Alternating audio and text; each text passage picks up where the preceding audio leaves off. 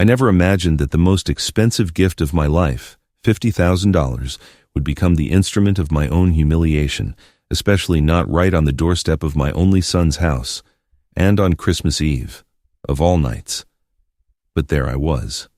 That night, while the lights twinkled all over Boston and people were hugging to celebrate love and family, I was standing alone, enduring a damp 40-degree chill. My hands were trembling, holding a bouquet of white calla lilies and a black velvet box that contained the gift card I, in my naivete, thought would fix everything. I didn't know that night would not only strip me of my pride, but also force me to look back over 40 years of being a father, just to understand that sometimes affection is powerless against a soul eaten alive by ambition. My name is Stephen Price. I'm 65 years old. Ever since my wife Carol left this world, our house in Wellesley only hears the ticking of the clock and the whistle of the wind seeping through the old windows. I've kept everything intact, just as it was when she was alive. Her porcelain teacup, the wool scarf that still holds a trace of her perfume, the photo of our wedding hanging solemnly over the fireplace. Every morning, I greet her as if she's still here. Good morning, my love. Maybe Adam will come see us today. Carol was the heart of our home, the glue that held it all together. She had a gift for getting our kids to stop arguing, for getting me, a stubborn, overconfident man, to learn when to just shut up. After her death, the family's rhythm just fell apart. My son, Adam, started pulling away ever since he married Natalie. A beautiful, intelligent woman, but her eyes never, not once, looked at me with sincerity. Meanwhile, Emily, my youngest, still visited me every weekend, bringing pastries and news about my grandson, Leo, a 12-year-old boy who was the last real light in my life. I remember that afternoon in mid-December perfectly, when Emily sent me a text. Dad, Christmas Eve dinner is at Adam and Natalie's this year. They want you to come. Leo is so excited to see his grandpa. The message left me frozen, my fingers trembling as I read each word. I hadn't seen Adam in 6 months. The last time, he came to my company, spoke to me with a sharp coldness and left without even a hug. But I told myself, it's Christmas, a time for forgiveness and reunion. It will be different. That night, lying in a bed that felt immense, I couldn't stop thinking about what gift I could bring my son. I had given him everything, an apartment in Beacon Hill, his college tuition, a position at my company. But I wanted to give him something more than money.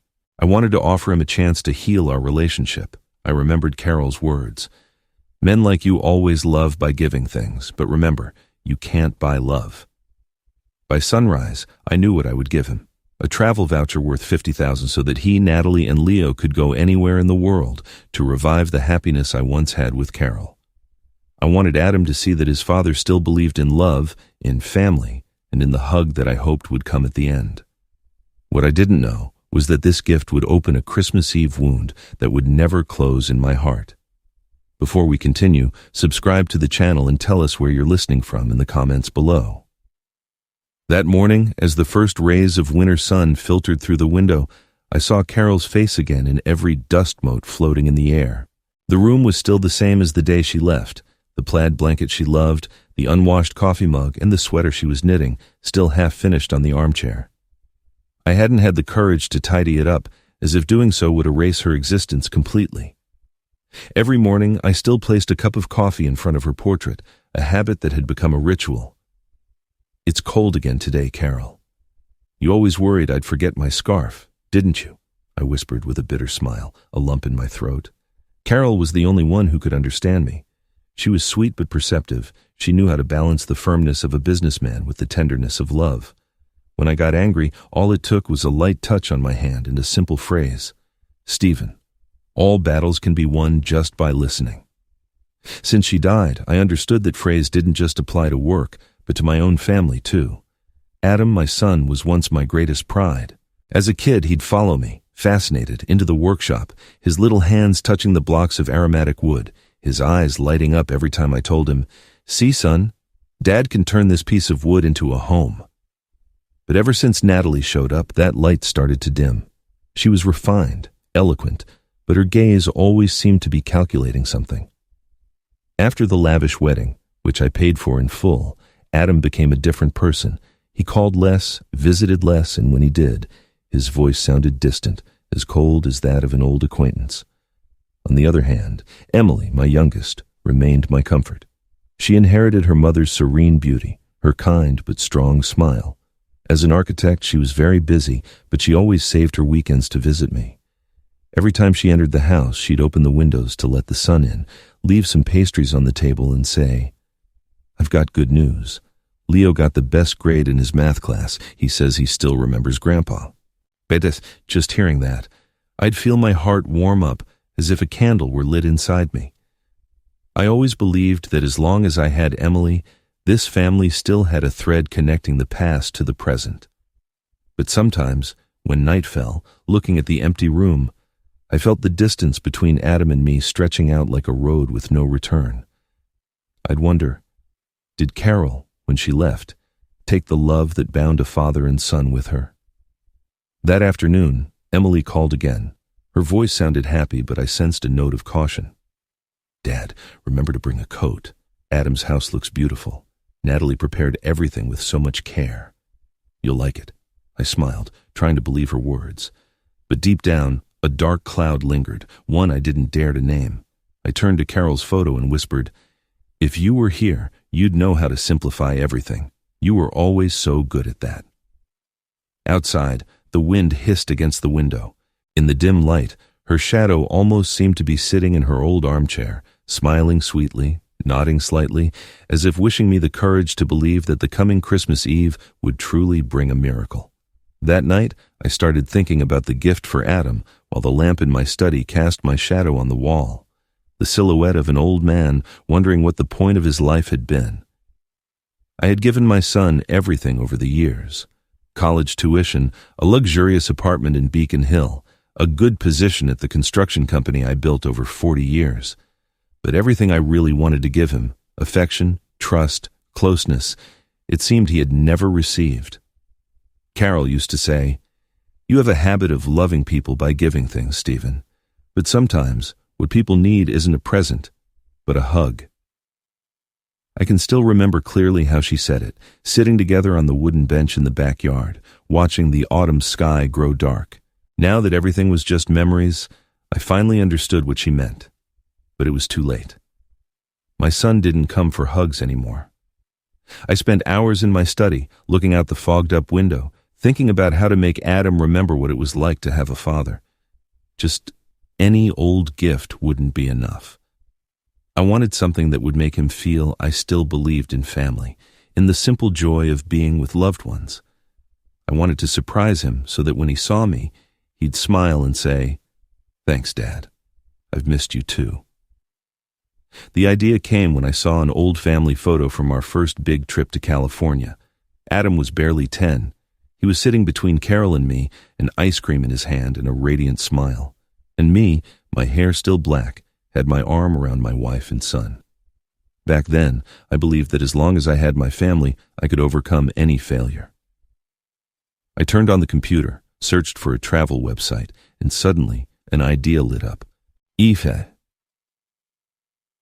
If I give them a trip so the three of them can enjoy life together, maybe Natalie will understand I'm not a control freak, and Adam will see his father has always wanted the best for him. So I decided to create a travel voucher worth $50,000, enough for the family to go to any corner of the world, to any hotel they wanted. I wanted this gift to be more than just money. I wanted it to be a message. I wrote on a small card, my handwriting shaky with age, "For my son, Adam, with all my love. May this trip remind you how important it is to come home." When I folded the card and put it in the envelope, I felt a slight relief in my chest. A fragile thread of hope lit up inside me like a candle flame in the freezing night. I told myself, maybe this is a new beginning. And in the darkness, I thought I heard Carol's voice whispering, "Try one last time, Stephen. Love deserves another chance." The next day, I woke up earlier than usual. I no longer felt the weariness or the emptiness that invaded me every time I looked at the deserted house. Today, I had a mission, a reason to get out of bed. I made coffee, grabbed the porcelain mug with Carol's name engraved on it, filled it, and left it by her photograph. "See, today I'm going to do the right thing," I said quietly, as if she were sitting across from me, listening and nodding. I put on a long overcoat, tied the gray scarf Carol had knitted for me, and drove to the Bank of America office. The branch manager, Mr. Michael Harris, had known me for years. When I explained my intention to give a $50,000 travel voucher to my son, he was surprised but smiled sympathetically. "That's a magnificent gift, Mr. Price. Your family will value it immensely," he said. I just nodded, not telling him that for the last 5 years that family had never really been complete. After finishing the paperwork, I went to a luxury gift shop on Newbury Street. I wanted the gift wrapping to be special, a black velvet box wrapped in metallic gold paper and tied with a pristine white ribbon. In my head, Carol's voice echoed, "Men always think with reason, but people only remember with the heart, Stephen." So I hand-wrote another small card and stuck it on a corner of the box. Family will always be the best destination. On the way home, I stopped by the florist, Petals and Dreams, where Carol and I used to buy flowers every anniversary. Mrs. Gable, the owner, looked up and smiled when she saw me. "Mr. Price, how long has it been since I've seen you in winter? Is this a special occasion?" I replied softly. "It's a gift for my daughter-in-law. She likes white calla lilies." She understood instantly and picked out the most beautiful bouquet for me, each petal a pure white, as clear as the heart of someone who still believes in kindness. When I took the bouquet, its delicate aroma filled the car, evoking the mornings when Carol would arrange flowers in the crystal vase, a faint smile on her lips. That night, I placed the box and the bouquet on the table, sitting in front of them as if before a small altar. The yellowish light reflected off the wrapping paper, glowing like a fragile ray of hope. I called Emily to tell her the news. "Honey, I've already prepared the gift. I'll go to Adam's house tomorrow." On the other end, Emily's voice wavered. "Dad, I just want to make sure that they're really expecting you." I laughed, trying to maintain an optimistic tone. "Of course. Who wouldn't want their father on Christmas Eve?" But when the call ended, I sat motionless. The house was so quiet I could hear my own heartbeat. I looked at the box again, the thing I was trusting to work a miracle. Then I whispered, half as a prayer, half to reassure myself, "Carol, if you can, be with me tomorrow night. I just want to see my family smile together again, like before." Outside, the wind began to blow through the pine branches, carrying the smell of resin and the chill of a Boston Christmas. In that moment, I felt like a child preparing to hand over his heart, praying it wouldn't be rejected. The night before Christmas Eve, I couldn't sleep. Every time I closed my eyes, the image of Adam as a child appeared with overwhelming clarity, as if someone were projecting an old home movie in my mind. He must have been about 8, thin with tousled hair, holding a small hammer in the wood shop. "Dad, does it hurt the tree when we hammer a nail into it?" he asked me once, his big, dark eyes as clear as a lake at dawn. I laughed and ruffled his hair. "No, son. It only hurts if you don't value the effort that was put into it."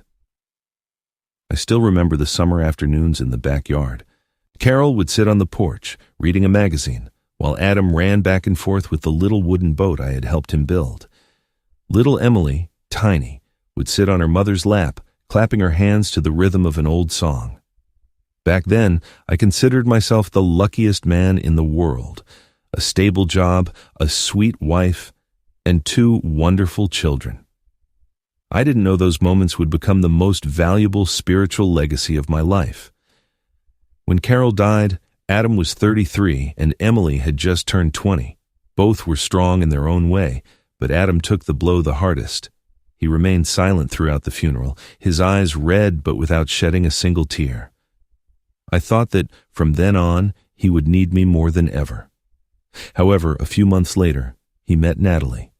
Natalie entered Adam's life like a strange wind, seductive, skilled, always knowing what to say to make others believe she cared. I remember the first time I saw her at a family gathering. She wore an emerald green dress and her eyes moved constantly, as if she were evaluating every person. "It's a pleasure to meet Adam's father," she said, her voice soft but cold. "He's told me so much about you, about your impressive career." I just smiled politely, but I felt something strange inside. Her look wasn't one of admiration, it was calculation.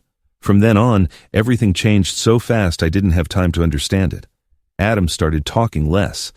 He no longer discussed work matters with me. He avoided Sunday dinners, making excuses about personal projects.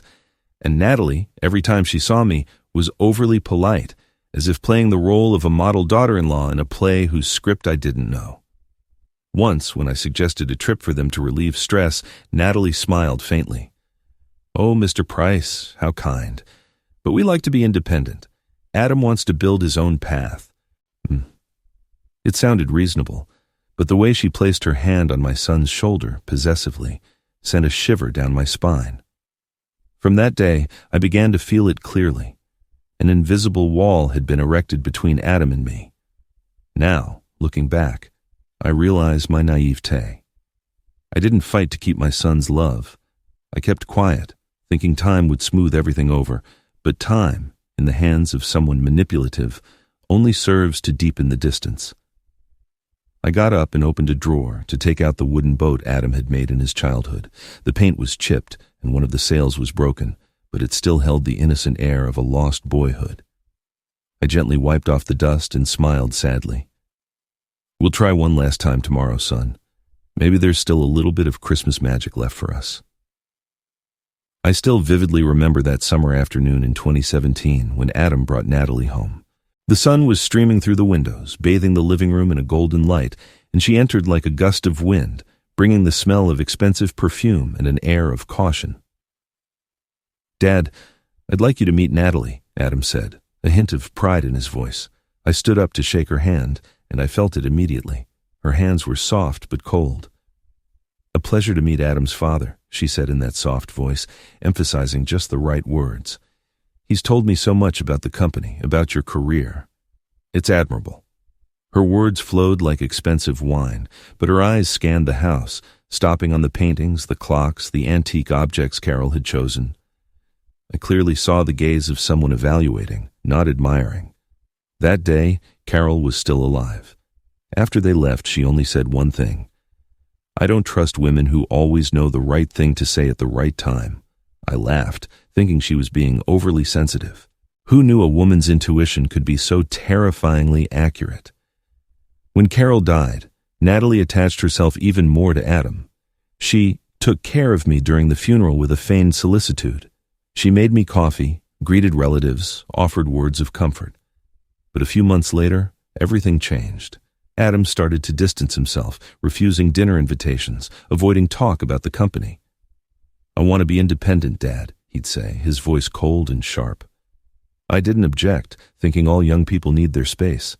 But slowly, I realized I was being pushed out of his life, subtly, but relentlessly.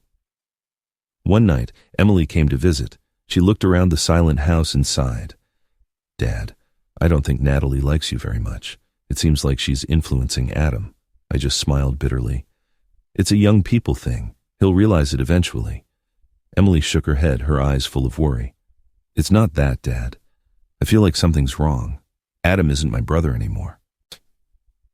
I ignored it, convincing myself that all children return when they need their father. But then, the baptism of my grandson, Leo, changed everything.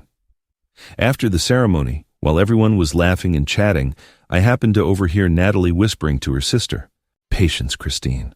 The old man is alone. He has a lot of money, and Adam is the only son. Emily is just the daughter. She doesn't matter. As long as we keep him at a safe distance, he'll keep paying for everything." Those words were like an ice-cold knife stabbing into my chest. I turned around and left, hiding my shock behind a smile. That night, at home, I opened a cabinet and took out the frame with the family photo. Carol's face looked at me tenderly, and Adam, who was only 12 then, was holding his mother's hand. I placed the frame on the table and whispered silently, "Carol, I think you were right."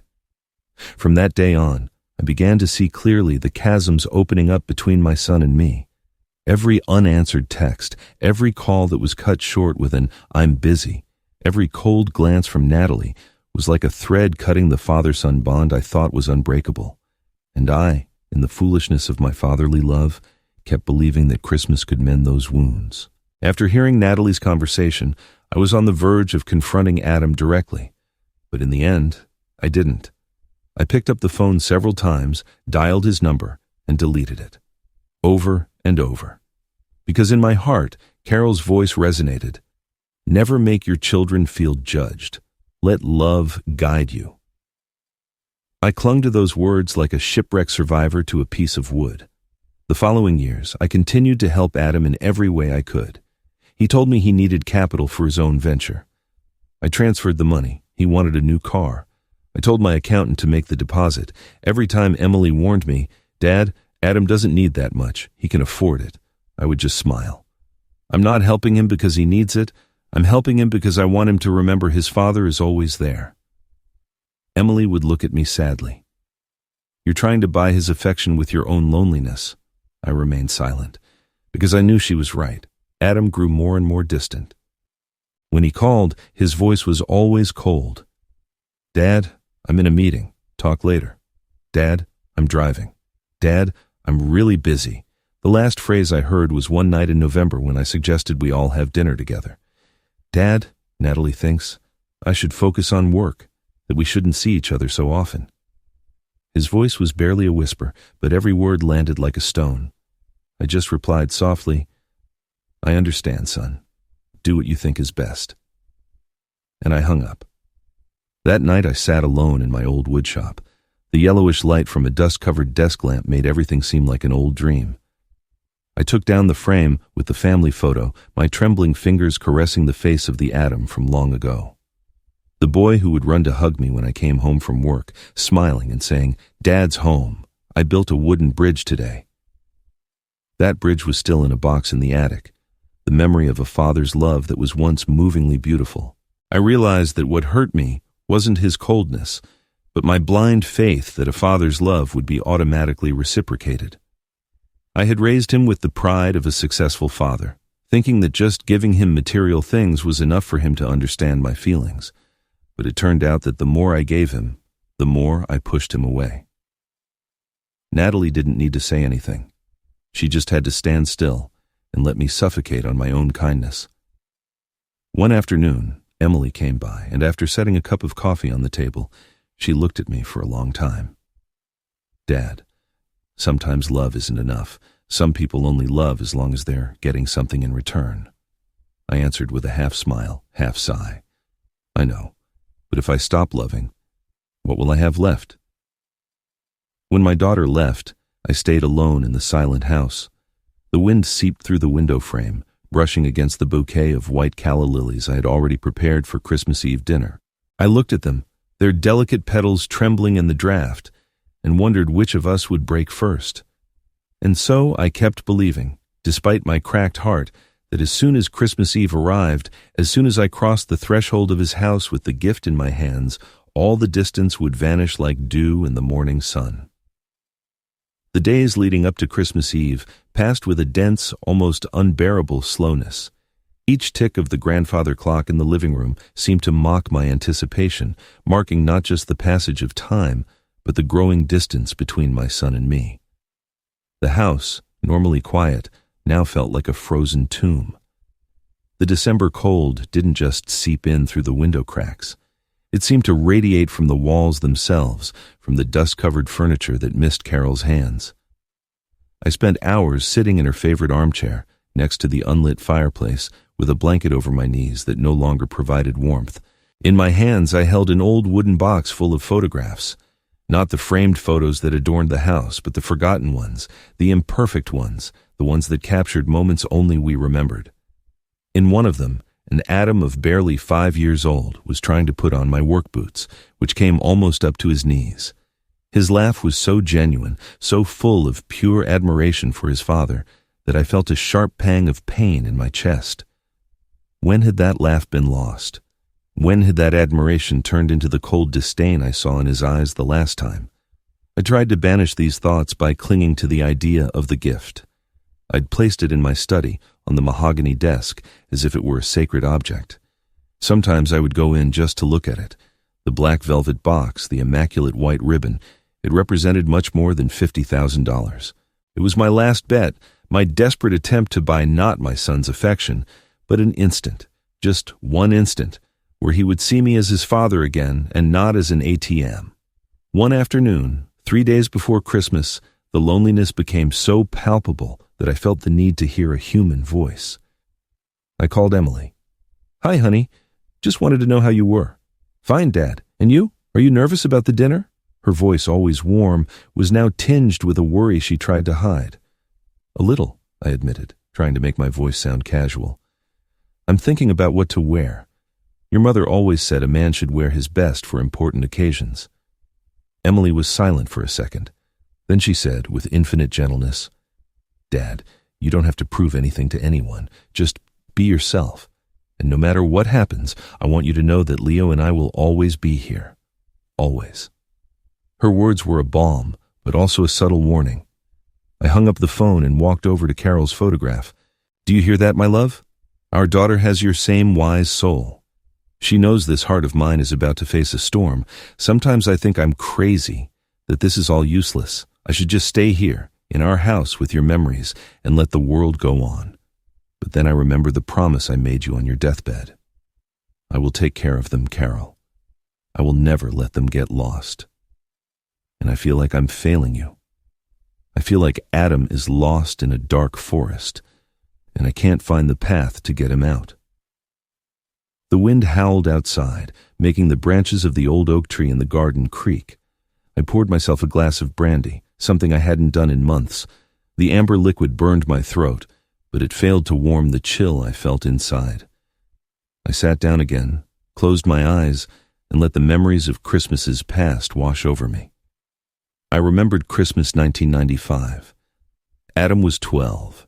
It had snowed so much that Wellesley looked like a postcard. We spent the whole afternoon building a snowman in the yard. Carol brought us hot chocolate while Adam, his nose red from the cold and his eyes shining with excitement, put an old scarf of mine on the snowman. That night, sitting by the fire, Adam asked me, "Dad, is Santa Claus real?"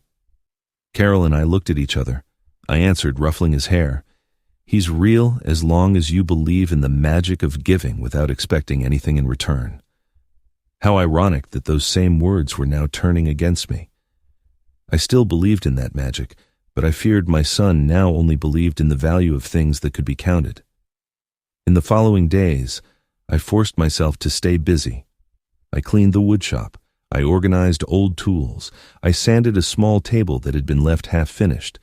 The smell of sawdust and varnish transported me to a simpler time when happiness consisted of creating something with my own hands. But even there, among the tools that had given me my life, Adam's shadow haunted me. Every nail, every piece of wood reminded me of the boy who followed me everywhere, wanting to learn his father's trade. On Christmas Eve's Eve, the anxiety reached its peak. I barely touched my dinner. I stayed up late, watching out the window as the lights of the neighboring houses went out, one by one. Boston was preparing to celebrate, and I felt like a soldier before the final battle. A battle that wouldn't be fought with weapons, but with an exposed heart. Before going to bed, I went back to the study and took the box in my hands. It was heavy, solid. I whispered to the silence of the room, "Tomorrow everything will change, for better or for worse, but it will change." And for the first time in a long time, I didn't ask Carol to give me strength. I asked her to give me peace to accept the outcome, whatever it was, because deep in my soul, a small, honest voice was warning me that there are doors that, once closed, never open again. On the morning of December 24th, Boston woke up wrapped in a thin fog and the piercing winter cold. I opened the window. I took a deep breath, feeling the icy air gently burn my lungs. But today, I didn't feel as lonely as usual. Today, I had a reason to comb my hair, to iron my dark blue suit, and to choose the tie Carol gave me for our 30th anniversary. I wanted to look my best, not to show off, but so my son would see the father he once admired. I ate breakfast carefully, black coffee, a piece of toast, and a slice of orange, just as Carol used to prepare it for me. As I picked up the mug, I turned to her photograph and smiled slightly. See? I still know how to take care of myself, and who knows, maybe tonight our family will sit together at the same table again. I swear, if anyone had asked me what I believed in at that moment, I would have said I believed in the magic of Christmas Eve. Around noon, the phone rang 3 times. The first was Mrs. Reynolds, my neighbor. "Mr. Price, if you don't have company tonight, come over for dinner. I've made a delicious pot roast." I laughed, touched, but politely declined the invitation. "Thank you, but tonight I have a date with my family."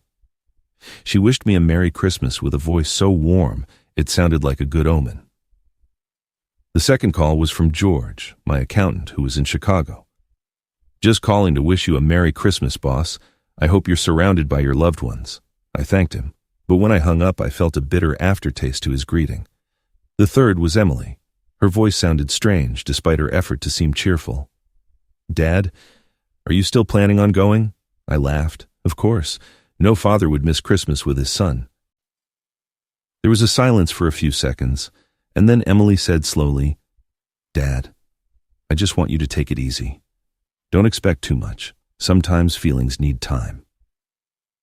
I stood motionless, listening to my heart beat in the void. "I know, honey. But if we don't believe in the good, what's the point of Christmas?" In the afternoon, I shined my leather shoes and checked the gift one last time. Everything was perfect. The black velvet box, the white ribbon, the handwritten card, and the fresh bouquet of lilies. I wrapped it all carefully in tissue paper, as if I were wrapping up my own heart. As evening fell, I sat by the window, watching the first snowflakes begin to fall, and I imagined the scene. The whole family gathered around the table, Adam pouring the wine, Natalie smiling faintly, Leo running to hug me. The image was so beautiful that I forgot reality rarely resembles dreams. I stood up, put on my overcoat, and adjusted my tie. In the mirror, I saw a man with white hair, but whose gaze was still bright, as if he were going to the most important meeting of his life. I took a deep breath, forced a smile, and said quietly, "Today, Carol, I'm taking this heart for one last test." Outside, the church bells began to ring. I closed the door to my house and, with the gift in my arms, stepped out into the biting Boston cold, with a faith so fragile but strong enough to make an old father feel young again. I left the house just as the clock struck 8 p.m. The Boston cold clung to the skin like little needles, but my heart was burning with nerves. The drive to Beacon Hill was familiar in every curve, but that night it felt endless. On both sides of the street, Christmas lights shone brightly, families walked hand in hand, and you could hear children laughing. All of it made me feel tiny in the midst of a city buzzing with celebration. In the car, the melody of Silent Night played softly on the radio. I don't know if it was luck or a cruel irony, but those notes made me think of Carol. I imagined her sitting in the passenger seat with her serene smile, placing a hand on my shoulder and saying, "Easy, Stephen. Everything will be fine. Your son can't be this cold forever." I smiled to myself and gripped the steering wheel, as if holding on to my last hope.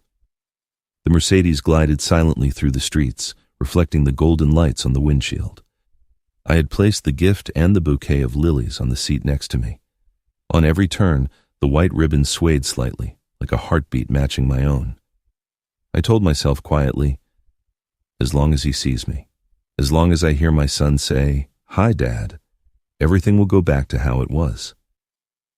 As I approached his building, I slowed down. The 5-story building, which I bought for Adam as a wedding present, was blazing with all its lights on. From the street, I could see silhouettes moving behind the curtains, casting a warm yellow light onto the facade. I parked at the curb, turned off the engine, and sat motionless for a few minutes. My heart was pounding in my chest like a runaway drum. I took Carol's scarf from my coat pocket, tied it around my neck, and inhaled the faint perfume it still held. That gesture gave me strength. I grabbed the box, then the bouquet, adjusted my coat, and got out of the car. At that moment, a gust of wind swept a swirl of dry leaves at my feet. I looked up at the 5th floor, where the lights were still twinkling, and told myself, "Courage, Stephen. This is just one more night out of the thousands you've spent with your son." The building was luxurious, and the glass doors reflected my image. An old man with white hair, impeccably dressed with flowers and a gift in his hands, like a late suitor. I laughed, a laugh halfway between self-pity and bitterness. I entered the lobby, and the doorman recognized me. "Good evening, Mr. Price. Are you coming to celebrate with the family?" I nodded, trying to hide the tremor in my voice. "Yes, I'm finally coming home." The elevator climbed slowly. Each number that lit up was a quickened heartbeat. When the doors opened on the 5th floor, I clearly heard music and laughter coming from apartment 5B, Adam's home. The smell of roasted meat, wine, and Leo's laughter echoed in the hallway. I stopped, and suddenly, my eyes filled with tears. How long had it been since I heard my grandson laugh like that? I took a deep breath, adjusted my tie, smoothed my jacket, and approached the dark wooden door. Inside, I heard the clinking of glasses toasting and Natalie's voice mixed with laughter. I placed the gift in my left hand, the flowers in my right, and with a trembling finger, I rang the doorbell. Ding dong! The sound rang out clearly, and then everything went silent. For a few seconds, I could hear my own heartbeat. No one answered. I rang again. This time, the voices and music inside died down until they disappeared completely. I felt a chill, but I tried to keep smiling, telling myself, "They're just surprised. My son is probably just looking for a jacket to come open the door." I stood up straighter. I breathed deep and held the smile, ready for the moment of reunion I had waited so long for. I had no idea that after the click of the lock I was about to hear, the moment that would shatter my heart forever would arrive. The door opened a crack, revealing Adam's face and the dim golden light spilling from inside. I felt my heart stop. I had imagined this moment for countless nights, but this wasn't it. His look didn't reflect surprise or joy, only a coldness as frigid as ice. "Hi, son," I said, forcing myself to stay calm. I lifted the black velvet box slightly as a peace offering. "Merry Christmas? I brought a special gift for you and the family." I smiled, my voice trembling but sincere. Adam didn't respond. He just stood there, blocking the entrance. The light at his back created a halo around him that shadowed his face. "Who invited you?" His voice was glacial. Each word was spoken slowly, cutting the air like a knife. I froze. "Emily. She sent me a text. She said the whole family was expecting." I faltered, forcing a smile. "I just wanted to." "Emily doesn't decide for me," he interrupted me with a steely gaze. "This is my house, and I choose who comes into it." That sentence tore through my chest. His house. The apartment I had bought with the sweat of 40 years of work, the wedding gift I had given him with infinite pride. I almost said it, but dignity made me swallow the words. Instead, I held out the bouquet of flowers, shaking. "Flowers for Natalie. I remember she likes white calla lilies. D." Just as I mentioned her name, Natalie appeared behind Adam. She was wearing a red dress and a smile as sharp as a razor. "Oh, Mr. Price, what a surprise," she said, drawing out her words with a suffocating sweetness. "What a shame, but we're busy with guests. Next time, don't forget to call ahead." I wanted to say something, but my lips felt sealed. Her gaze drifted down to the box I was holding. "More money? Do you think you can buy a place in this family?" Then, turning to Adam, she whispered just loud enough for me to hear, "I told you. Old people like him just want to control you with their wallet." Adam clenched his teeth and gripped the doorknob hard. "Did you hear that, Dad? I don't need anything. I have my own life. You better go." I took half a step forward, my voice broken. "Adam, it's Christmas Eve. It's a night for family, for forgiveness.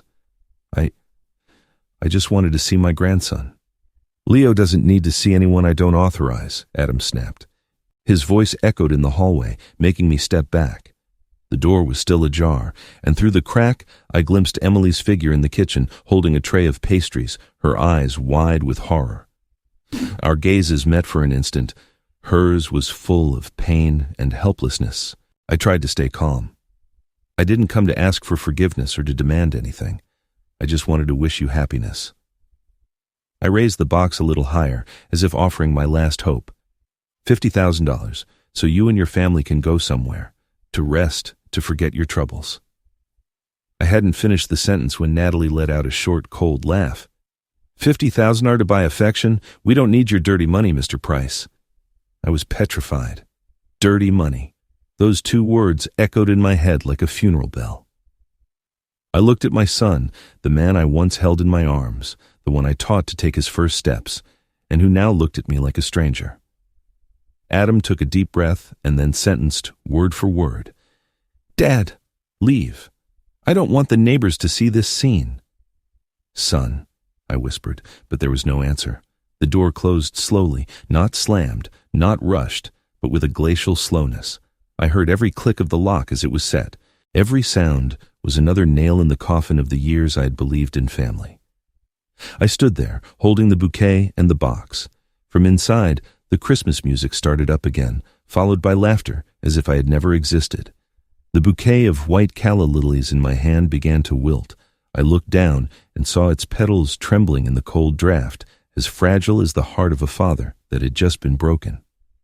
I just stood there, in front of the heavy wooden door that had just closed, listening to the metallic thud of the deadbolt falling like a judgment.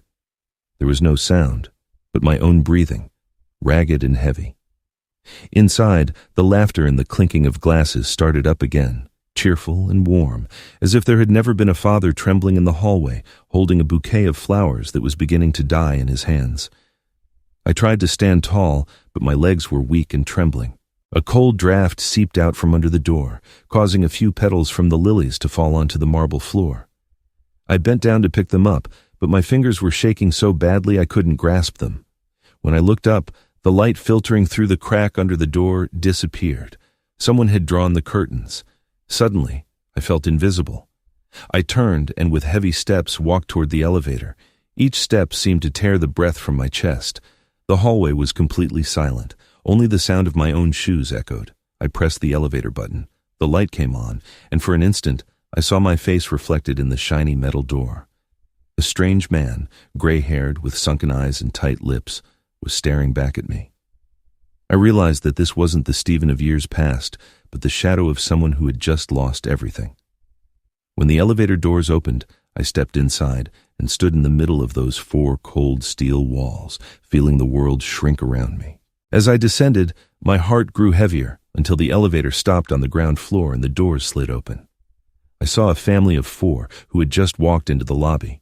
Grandparents, parents, and 2 kids. The father was holding the little girl, laughing his head off. "Who's going to open the first present?" he asked. That laugh, that question, it took my breath away. The woman looked at me and tilted her head slightly. "Are you all right, sir?" I tried to nod, but a lump in my throat stopped me. Just a single tear rolled down my overcoat. She put a hand on my shoulder gently. "It's Christmas Eve. You shouldn't be alone." I could only manage a crooked smile. "I'm not alone, ma'am. I just got a little lost today." I walked out onto the street. The Boston night wind hit my face, so cold it snapped me back to reality. In front of me, illuminated windows, moving silhouettes, children laughing in their parents' arms. I looked up at the 5th floor, where the apartment I had given my son was glowing like a small paradise. Through the thin curtains, I saw them. They were making a toast. Beside them, Emily was sitting in silence, her face serious, her eyes wet, as if she knew I was down there. I stood under the yellowish light of a lamppost. I don't know for how long. The bouquet in my hands was limp, the box damp from the mist. I felt as if all my strength had abandoned me, leaving only a heavy heart that beat slowly. Each beat was a throb of pain. Then, I sat down on a step. Everything around me continued as if I didn't exist. The distant sound of a siren, the whistle of the wind through the pines, the bells of a church ringing out in the night. I looked at the box in my hands. The gold paper was wrinkled, the white ribbon soaked with my tears. I whispered, almost breathless, "Carol, did you see that? I did everything I could." And in that instant, I understood. Some children no longer belong to your heart, only to the memories you can no longer touch. I stood up and turned to leave. From above, it began to snow. The first flakes of Christmas Eve fell silently on my shoulders, melting like the tears of a man who had just lost his reason to believe in miracles. I returned to the car like a shadow. My hands were shaking so much it took me 3 tries to get the key into the ignition. When the engine started, the dashboard lights came on, illuminating my swollen eyes and my contorted face in the rearview mirror. I looked like a stranger, someone life had just snatched the most precious thing from without anyone even noticing. I didn't drive right away. I just sat there, in the deserted parking spot, listening to the wind whip against the glass. Inside, my breath fogged up the windshield. Outside, the snow was starting to fall harder. Every flake that landed on the hood was like an icy countdown toward the collapse of my soul. I let go of the steering wheel, dropped my hands, and buried my head. And then, I wept. It wasn't the contained tears of an experienced man, but the sobbing of a child abandoned in the middle of winter. I cried for Carol because she was no longer there to hug me and say, "Don't worry, it will all be okay." I cried for Emily, my understanding daughter, forced to witness her father's humiliation, powerless to do anything. And I cried for Adam, the little boy who used to run around the workshop, the one who called me his hero, now completely gone, hidden behind the mask of that cold man. In the midst of my sobs, something in the back seat caught my eye. The old wooden boat I had kept for all these years, the one Adam built when he was little. One of the sails was broken and the paint was chipped, but when I picked it up, the smell of old wood was still there, the smell of childhood, of the days when I believed love was enough. I clutched it tightly as my tears fell onto the dark wood. "My son," I said in a low voice, "I thought by giving you everything you would understand. But I was wrong. I was wrong from the moment I thought you could love someone out of gratitude." A shiver ran down my spine, and suddenly, in the midst of that darkness, a strange lucidity washed over me. It was as if, at the moment of maximum pain, my mind became perfectly clear. I lifted my head and looked at myself hard in the mirror. My eyes, though flooded with tears, still held the gaze of the man who had built an empire with his own 2 hands. I wiped my tears and took a deep breath. "They want to turn me into a poor old man," I said quietly. "But they forget I survived days when I had nothing, winters when all I had left was determination." I picked up the phone, my fingers trembling but growing steadier by the second. I scrolled through my contacts until I found a familiar name. Robert Jennings, my lawyer and my most loyal friend. It was almost 11 o'clock at night, but I didn't hesitate. I called. Robert's voice was groggy with surprise. "Stephen, are you okay?" "Mary." "Christ. I need to see you tomorrow morning. 9 o'clock, I interrupted, in a voice that sounded strange even to me, calm, bordering on cold. "We're going to change everything, the will, the properties, the inheritance. I don't want Adam's name appearing anywhere." There was a silence on the other end for a few seconds. Then Robert replied slowly, "Understood, Stephen. I'll get it all ready." I hung up. I leaned back in the seat and I no longer felt the same weight in my chest. The pain was still there, but it had transformed into something else, a cold, clear determination. I looked again at the soggy gift box and the wilted bouquet of lilies, and I whispered, "I've cried enough, Carol. Now it's time to act." Outside, the snow kept falling, but inside me, the storm had passed. All that was left was a small flame, silent, sharp, and brighter than ever. The next morning, I woke just as the sun was peeking over the rooftops. The cold light filtered through the window, highlighting the deep wrinkles on my face. I sat up in bed, my body feeling heavy but my mind strangely clear. I'd barely slept, but I didn't need to. I had lived a different kind of night, the night of a betrayed father's awakening. I made a black coffee, strong, no sugar, no milk. As the aroma filled the room, I looked at Carol's photo. "I get it now, my love," I said quietly. "Loving doesn't mean enduring everything." I left the mug.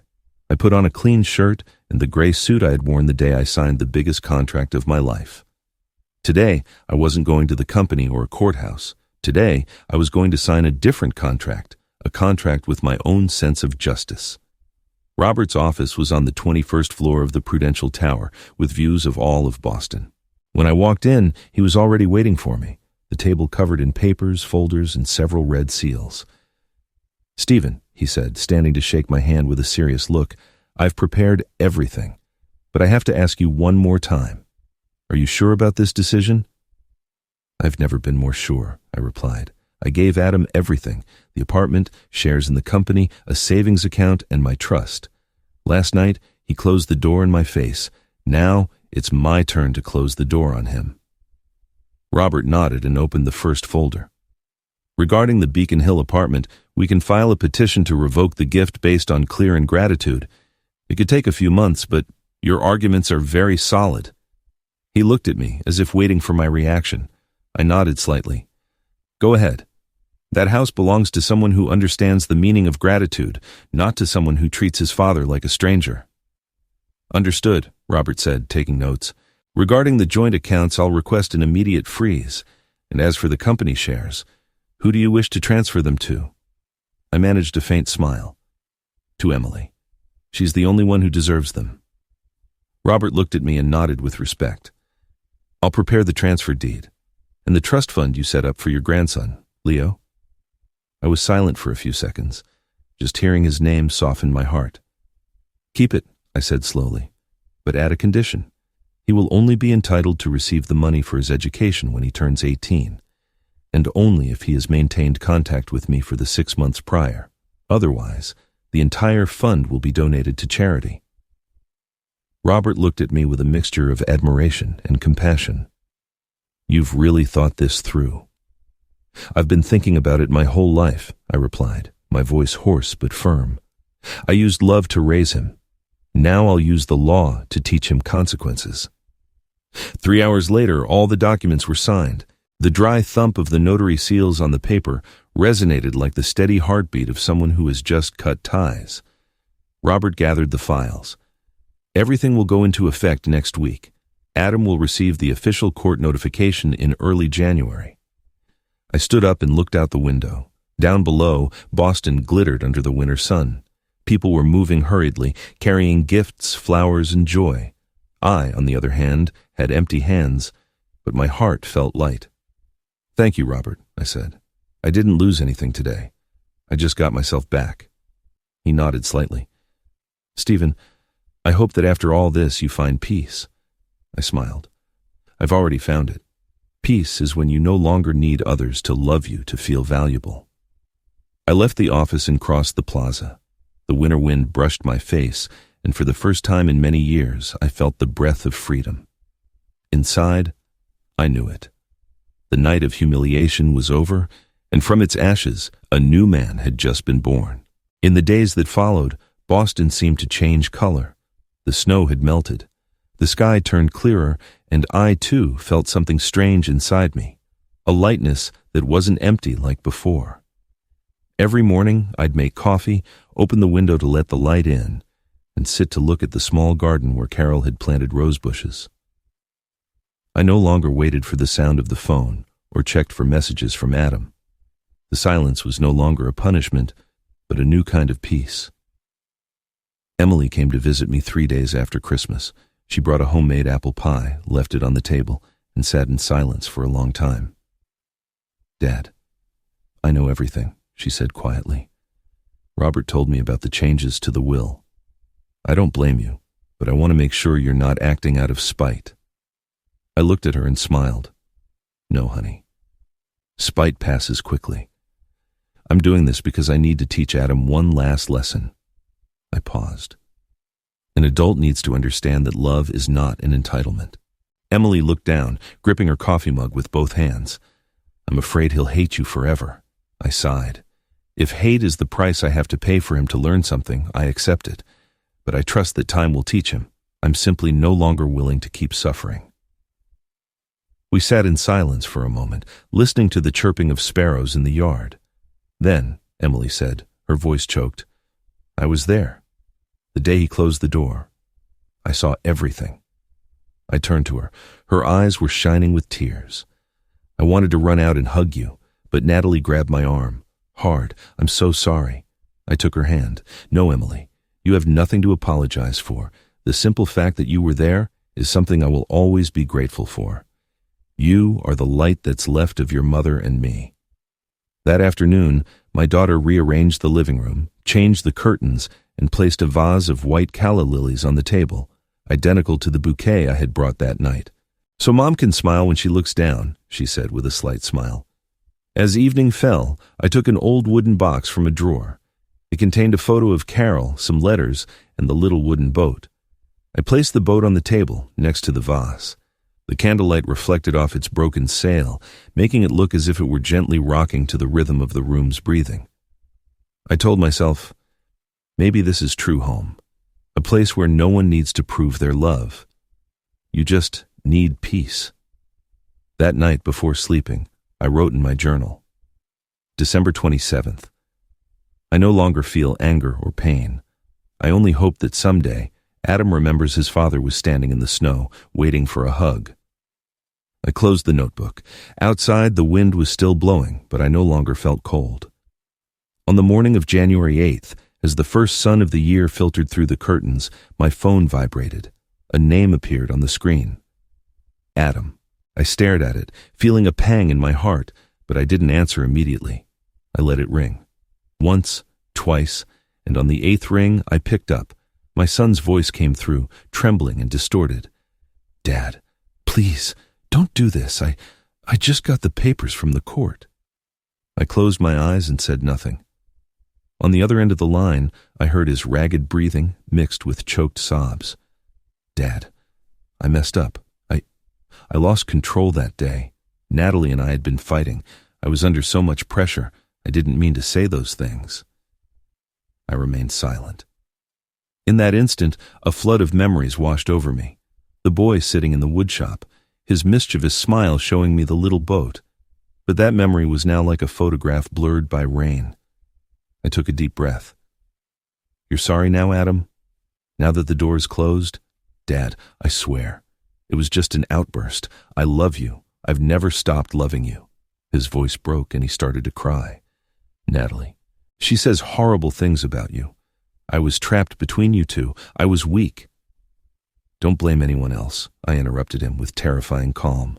You were the one who told me, I don't want to see you in my house. You made your choice. It went silent on the other end. I could only hear his short, gasping breaths as if he was fighting to stop crying. Then, his voice came back desperate. I'm begging you, take it back. If I lose the apartment, my family will have nowhere to live. Natalie. She's threatening to leave me. Think about Leo. He needs a home. Leo's name squeezed my heart, but then I understood. He was using the boy as a shield. You're right, I answered quietly. I'm thinking about Leo. I'm thinking about what kind of person he'll become if he grows up in a house where his father threw his own grandfather out. Dad, please don't do this. I promise I'll change. I'll apologize. I'll do whatever you want.